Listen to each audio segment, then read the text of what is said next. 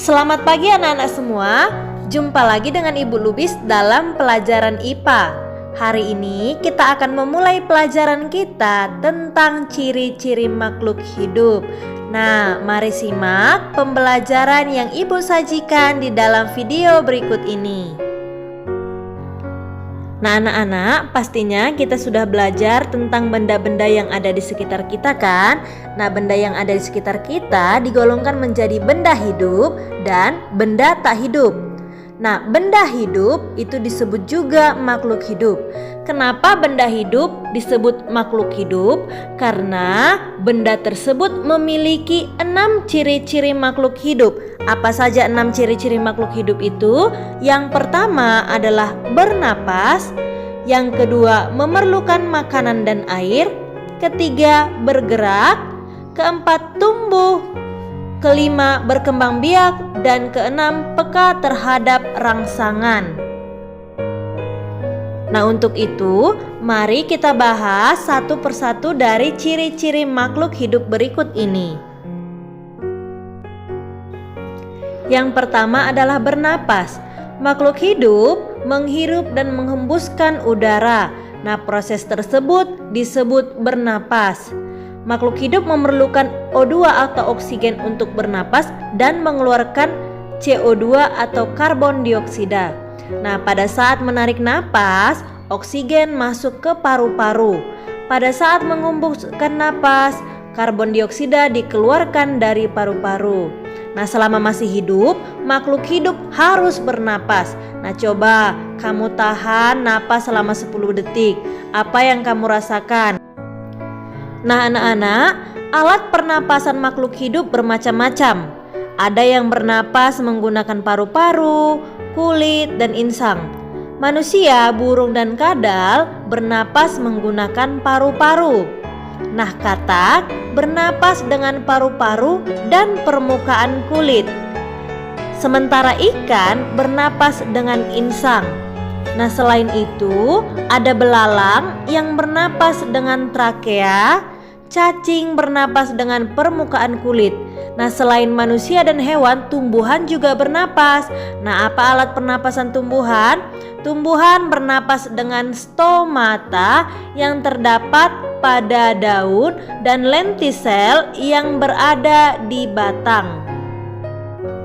Nah, alat pernapasan pada tanaman hanya dapat dilihat menggunakan mikroskop.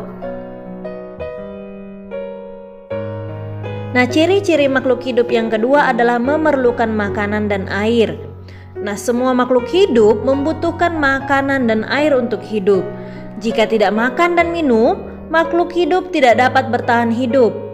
Manusia dan hewan yang tidak makan dan minum akan kelaparan dan kehausan. Tumbuhan yang tidak mendapatkan air akan mati kekeringan. Nah, sama halnya dengan kita, hewan juga bisa kehausan dan memerlukan air untuk minum. Nah, sekarang, apakah tumbuhan juga memerlukan makanan? Jawabannya iya. Dari mana tumbuhan mendapatkan makanan? Tumbuhan mendapatkan makanan dengan melakukan fotosintesis. Nah, fotosintesis itu adalah proses pembuatan makanan oleh tumbuhan. Bahan yang diperlukan untuk fotosintesis adalah karbon dioksida yang dikeluarkan oleh manusia dan hewan serta air.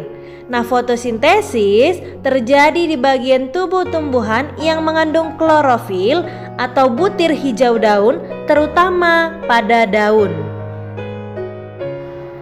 Nah, setelah berfotosintesis, tadinya tumbuhan memerlukan karbon dioksida, dia nanti setelah berfotosintesis akan mengeluarkan oksigen yang akan dihirup oleh kita sebagai manusia. Yang ketiga adalah bergerak. Makhluk hidup bergerak untuk mencari makan dan menghindari musuhnya. Nah, cara makhluk hidup bergerak juga banyak yang berbeda-beda. Misalnya, manusia berjalan dan berlari dengan kaki. Ikan berenang menggunakan sirip-sirip tubuhnya. Burung elang menggerakkan sayapnya untuk terbang menangkap ikan. Nah, hal tersebut membuktikan makhluk hidup dapat bergerak. Nah, selain hewan, tumbuhan juga dapat bergerak loh. Akan tetapi, gerak tumbuhan tidak seperti gerak manusia dan hewan, bisa cepat. Kalau tumbuhan, geraknya sangat lambat. Contoh gerak tumbuhan, misalnya tumbuhan putri malu yang mengatup daunnya setelah disentuh, dan gerak tanaman anggrek yang mengikuti arah datangnya cahaya. Selanjutnya yang keempat adalah tumbuh atau bertumbuh. Makhluk hidup mengalami pertumbuhan dari individu muda menjadi individu dewasa. Nah, sekarang coba amati pertumbuhan badanmu. Apa yang terjadi perubahan pada dirimu sekarang dibandingkan dengan 1 atau 2 tahun yang lalu, atau pada saat kamu kelas 1 atau kelas 2 SD? Nah, tentunya berat badan dan tinggi badanmu sekarang tidak sama dengan berat badan dan tinggi badanmu saat kamu berada di kelas 1 atau kelas 2 SD. Sekarang tubuhmu pasti lebih besar dan lebih tinggi. Nah, hal tersebut membuktikan bahwa kamu mengalami pertumbuhan. Nah, hewan juga mengalami pertumbuhan loh. Contohnya ada pada gambar ini. Telur bebek menetas menjadi anak bebek, kemudian anak bebek akan tumbuh menjadi bebek dewasa. Selain itu, tumbuhan juga mengalami pertumbuhan. Biji yang ditanam akan tumbuh menjadi kecambah.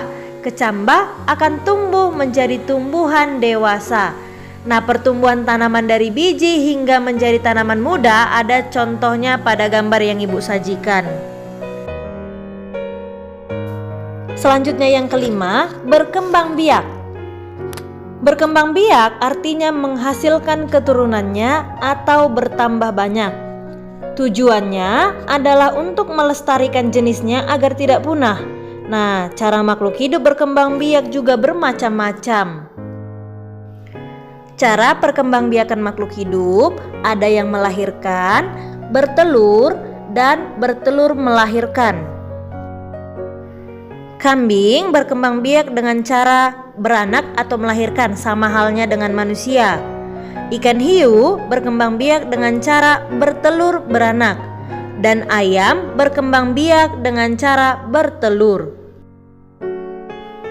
Nah, tumbuhan juga berkembang biak. Sebagian besar tumbuhan berkembang biak dengan biji. Biji tumbuhan terdapat di dalam buah. Selanjutnya yang keenam adalah peka terhadap rangsangan. Rangsangan adalah segala sesuatu yang dapat memengaruhi kerja bagian-bagian tubuh. Bagian tubuh makhluk hidup akan mengalami perubahan jika terkena rangsangan. Contohnya, jika kalian melihat cahaya yang menyilaukan, kalian akan menutup mata. Kulit kalian akan memerah jika terkena panas. Contoh selanjutnya, daun putri malu mengatup setelah disentuh. Nah, contoh pada hewan, siput akan menyembunyikan tubuhnya jika kita sentuh atau terkena cahaya matahari secara langsung. Selain itu, burung hantu mempunyai penglihatan yang sangat peka terhadap rangsangan cahaya.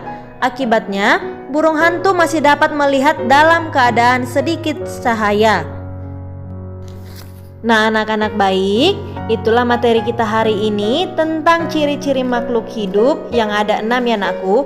Jadi ingat, sebuah benda dikatakan hidup atau dikatakan makhluk hidup jika memiliki 6 ciri-ciri ini.